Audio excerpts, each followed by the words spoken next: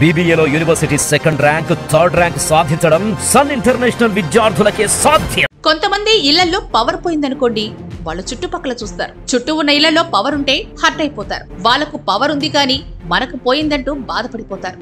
అదే చుట్టుపక్కల కూడా పవర్ పోయిందనుకోండి, అందరికీ పవర్ పోయింది కాబట్టి హ్యాపీగా ఫీల్ అవుతారు.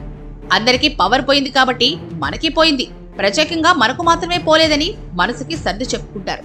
బీఆర్ఎస్ కార్యనిర్వాహక అధ్యక్షుడు కేటీఆర్ కూడా ప్రస్తుతం ఇదే మానసిక స్థితిలో ఉన్నారు. మొన్న మధ్య పవర్ పోగొట్టుకున్న కేటీఆర్ చుట్టుపక్కల చాలా మంది కూడా పవర్ పోవడం చూసి అమ్మయ్య అని ఆనందపడుతున్నారు. ఆ ఆనందాన్ని బయటికే వ్యక్తం చేస్తూ ఆయన ఎంత భ్రమల్లో బతుకుతున్నారో బయట పెట్టుకుంటున్నారు. అసెంబ్లీ ఎన్నికల్లో దారుణంగా ఓడిపోయినప్పటికీ, పార్లమెంట్ ఎన్నికల్లో 0 స్థానాలు సంపాదించుకున్నప్పటికీ బీఆర్ఎస్ నాయకులైన కేసీఆర్, కేటీఆర్ తమ వైపు ఏ తప్పులు ఉన్నాయో ఆత్మ పరిశీలన చేసుకోవడం మానేసి తప్పంతా కాంగ్రెస్ పార్టీ మీదో బీజేపీ మీదో వేయడం మీదే శ్రద్ధ చూపిస్తున్నారు. కేటీఆర్ లేటెస్ట్ గా ఒక మీటింగ్ లో మాట్లాడుతూ తానెంత భ్రమల్లో బతుకుతున్నది వివరించారు. దేశంలో చాలా రాష్ట్రాల్లో ఏ కూటమిలోనూ లేకుండా పోటీ చేసిన పార్టీలన్నీ ఓడిపోయాయట. ఆంధ్రప్రదేశ్ లో జగన్మోహన్ రెడ్డి ఏ పార్టీతోనూ పొత్తు పెట్టుకోకుండా పోటీ చేసినందువల్లే ఓడిపోయారట. అలాగే ఒరిస్సాలో 5 సార్లు ప్రభుత్వం ఏర్పాటు చేసిన నవీన్ పట్నాయక్ కూడా పొత్తులు పెట్టుకోకుండా పోటీ చేసినందుకే ఓడిపోయారట. ఉత్తరప్రదేశ్ లో కూడా బహుజన్ సమాజ్ పార్టీ ఏ కూటమితో పొత్తు పెట్టుకోకుండానే పోటీ చేసినందువల్ల పార్లమెంటు స్థానం ఒక్కటి కూడా రాలేదట. ఇక పంజాబ్ లో అకాలీదళ్ కూడా ఏ కూటమితో పొత్తు పెట్టుకోకపోవడం వల్లే ఒక్క పార్లమెంటు సీటు కూడా రాలేదట. ఇక అలాగే తెలంగాణలో తాము కూడా అసెంబ్లీ ఎన్నికల్లో గాని, పార్లమెంటు ఎన్నికల్లో గాని ఏ పార్టీతోనూ పొత్తు పెట్టుకోకపోవడం వల్లే ఓటమి సంభవించిందట.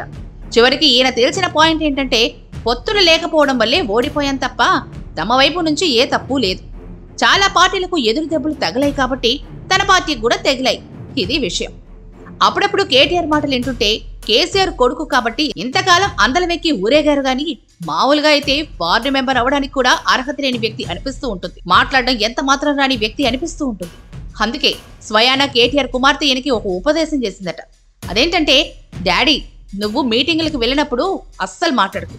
మీటింగ్ ప్రారంభంలో మాట్లాడడం అంటే నా తర్వాత చాలా మంది ఉన్నారు కాబట్టి నేనేం మాట్లాడనని చెప్పి కూర్చో. మధ్యలో మాట్లాడమంటే ముందు మాట్లాడిన వాళ్ళు మాట్లాడారు, నా తర్వాత మాట్లాడాల్సిన వాళ్ళు చాలా మంది ఉన్నారు కాబట్టి నేనేమి మాట్లాడను అని చెప్పి కూర్చో.